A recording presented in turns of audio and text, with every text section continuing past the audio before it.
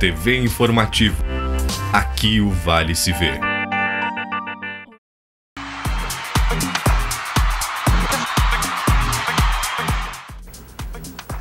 Olá, Grêmio consegue correr na altitude de Quito e dá um cansaço na LDU. Quinta-feira é noite da estreia do Lajadense na Copa do Brasil contra o Figueirense lá no Beira-Rio. E por falar em Beira-Rio, a única dúvida para o fim de semana do técnico Argel Fuchs é quem vai estar no lado direito do Internacional. É agora, no Papo de Boleiro.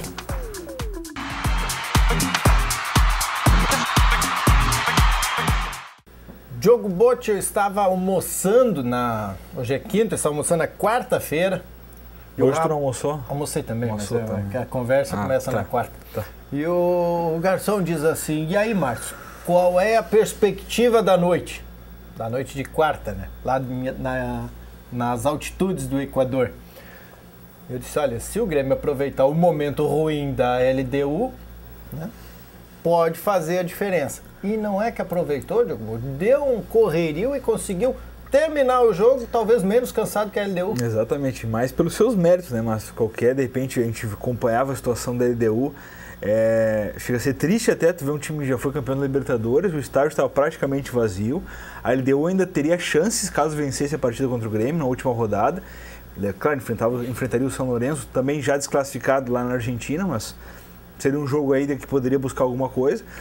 Torceria por um tropeço do Grêmio na partida na Arena, então pouquíssimos torcedores no estádio, um time realmente muito apático, esforçado, mas sem a qualidade daquele de anos atrás. Então realmente o Grêmio soube superar isso aí, entender que a LDU era um time de menor qualidade técnica e fazer o resultado que precisava. Logo eram 25 minutos, já estava 2-0 para o Grêmio já mostrava o seu ritmo, já mostrava a LDU por que veio ao Equador, o seu tempo de readaptação e tudo mais. Então soube construir muito bem essa vitória, que começou lá na semana passada com o embarque da delegação. 3-2 o Grêmio fez na LDU, com méritos, tomou o segundo gol aí, um desvio. O jogador chutou a bola, desviou no zagueiro, acabou enganando o Marcelo Groy, mas o Grêmio em nenhum momento da partida correu riscos e deixasse essa vitória escapar. E pelo jeito, como tu falaste, que a vitória começou já na semana passada, funcionou mesmo, aquela ideia de chegar cedo no Equador. Exatamente. Se no México contra o Toluca na primeira rodada acabou não dando tão certo, ainda muito pela postura do time mexicano, agora contra a LDU funcionou todos os quesitos do Grêmio aí, questão de logística e até da partida. O Grêmio foi muito bem, jogadores se saindo. Eu acho que o destaque maior é o Wallace, jogador volante aí que até umas 2 semanas atrás, contra o Passo Fundo, não havia marcado nenhum gol. Naquela partida fez 2, na goleada de 5 do Grêmio. E agora fez mais um golaço de fora da área. O Wallace, que é um jogador de nível de seleção brasileira, deve ser um dos cotados para estar na Olimpíada no mês de agosto, desculpa. Então, o Grêmio está muito bem servido, foi um bom reforço, a questão do departamento médico que lutou para botar esse jogador em campo.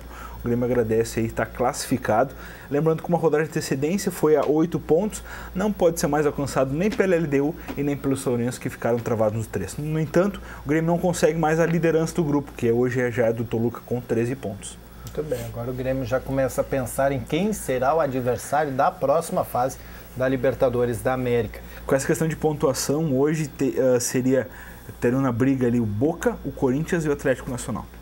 O Atlético Nacional que só é o pedreira, só pedreira. Bom. Sorte para o Grêmio. O bom que agora na última rodada já se fala lá na questão notícias vindas do México, que o Toluca poupará jogadores. Né? Então talvez venha um time praticamente reserva aí. É a chance do Grêmio fazer mais pontos aí, chegar a 11 na tabela de classificação e quem sabe pegar um adversário teoricamente mais fraco. Menos chato, né? Com menos tradição, vamos dizer assim. Isso. Vamos dar uma olhada aí nos gols do Grêmio. Tem 3 do Grêmio, 2 da LDU, é gol que não acaba mais. Bom para o Luan, vamos essa para ser feliz, Luan. Vamos lá, Luan. Bom passe pro Douglas, é agora. Limpou bonito, Douglas, é rede! Gol!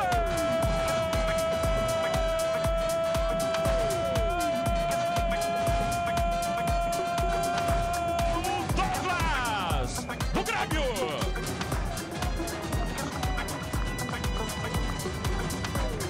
Um gol da habilidade, na categoria, na força de quem tem time para ir longe na Copa Bridgestone Libertadores.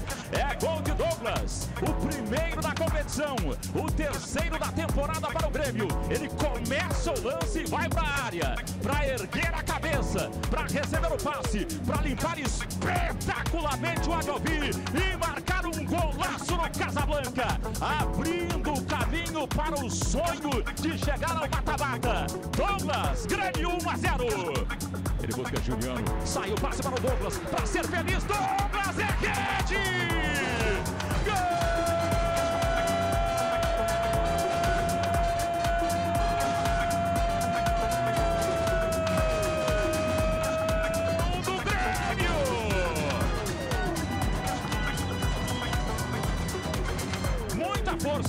Força de quem já foi campeão, de quem conhece, de quem já esteve na final, de quem já esteve em 4 finais, de quem tem 2 títulos de Copa Bridgestone Libertadores. O Grêmio, com muita vontade de ser feliz, marca o segundo com o Bobô.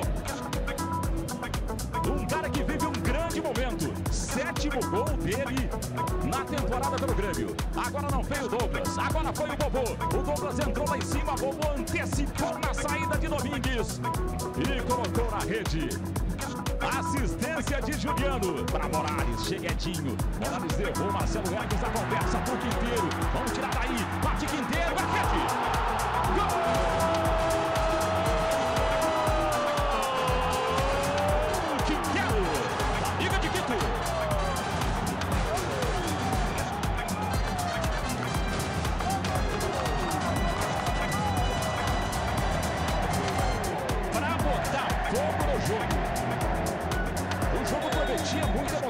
Quinteiro marca o primeiro na competição, primeiro na temporada. Outra vez para você o gol da Liga de Quito. Quinteiro. Já com o Quinteiro para frente, Marcelo consegue o cruzamento, tirou mais ou menos aí o Domingues. Vamos Wallace, é rede! Gol!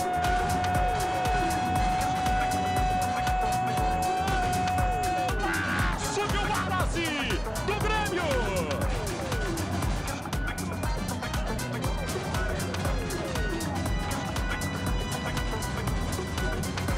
Esse moleque é um monstro, joga demais, joga muito, levanta o torcedor que está no estádio Casablanca. O Wallace, um gol espetacular do tamanho do Grêmio, da tradição do Grêmio na Copa Bridgestone Libertadores. Um gol de vontade, de quem sabe jogar bola, de que tem um futuro fantástico pela frente. O Wallace, o Grêmio responde ao gol da Liga de forma espetacular com o Wallace. Um gol lindo, maravilhoso depois do escanteio da falha de Domingues. O Wallace não tem nada a ver com isso. Boa jogada com o Ceballos, ele vem de frente para finalizar. Partiu Ceballos, é rede. Gol! Ceballos, da Liga de Quito.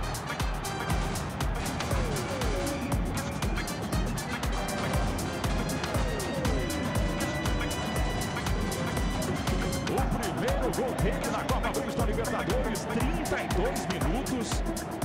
Ai, Ruego, tem jogo ainda. O fato é que incendeu, olha só. Também despretensioso, a bola fez uma boa. Quando o Grêmio resolveu ir, já não dava mais tempo. Saiu Douglas. Falaste na seleção olímpica, Diogo Bosch. Chegaste a assistir hoje, a ficar sabendo sobre os potes? A escolha hoje? Eu vi e gravei 2 adversários, eu acho que é a África do Sul e o Iraque.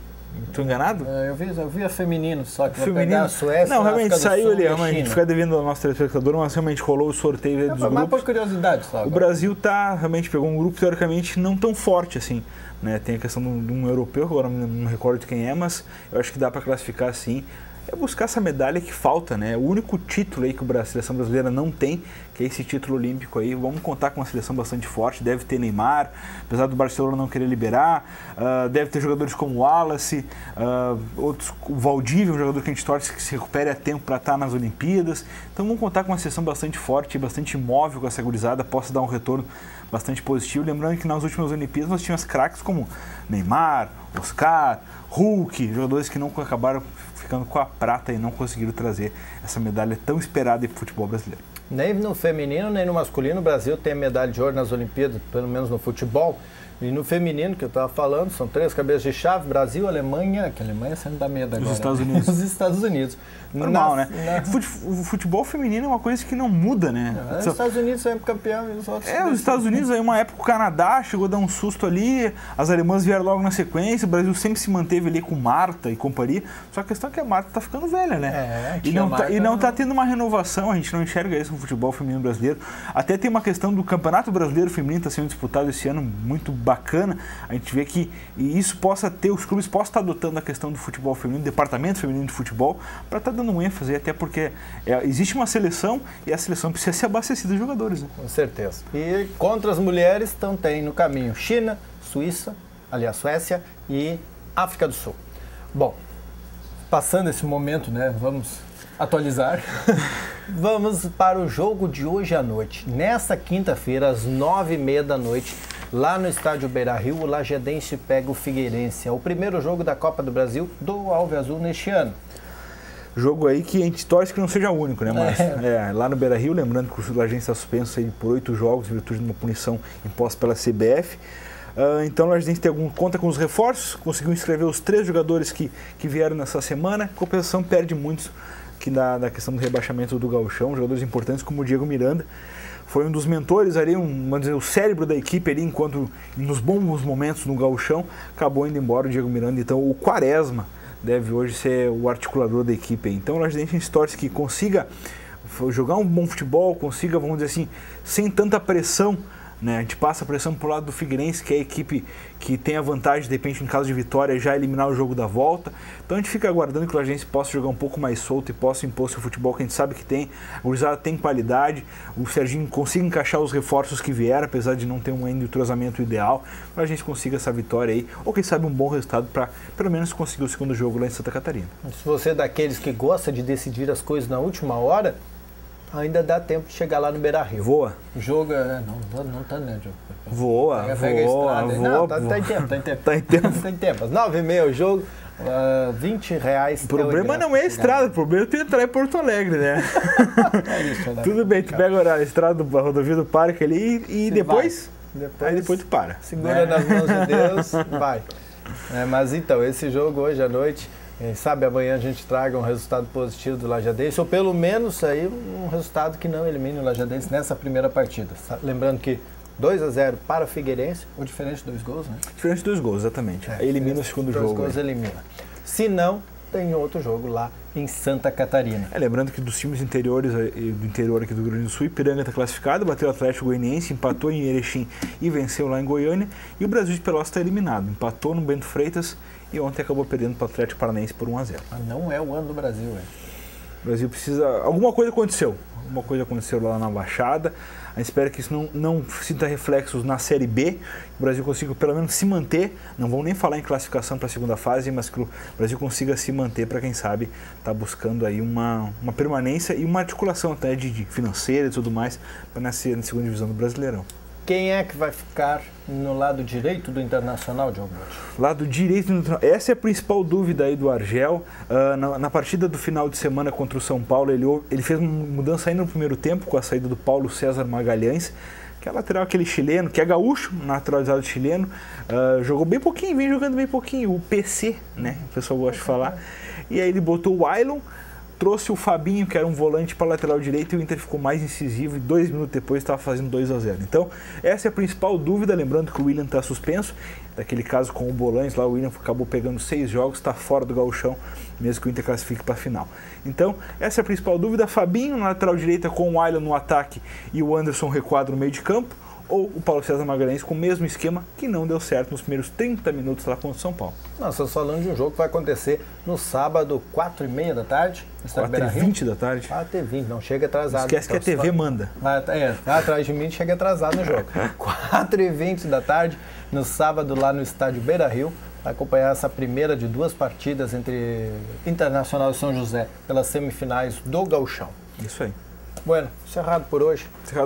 Nós voltamos amanhã, sexta-feira, depois do Redação Informativa, com o resultado de Lajadense e Figueirense, com, quem sabe, já a decisão de quem estará do lado direito do Internacional. Bolonha já está treinando de novo? Bolonha está treinando, mas a gente viu aí que ele não deve estar na disposição para a partida contra o Toluca. O Grêmio vai preservar, já está classificado o tricolor, né? Então vai preservar para a fase de oitavas de final da Libertadores. Vai que arrebenta o resto ainda, que já está meia boca. Segura o atacante lá, né? Nós voltamos depois do Redação Informativa. Até mais. Um abraço.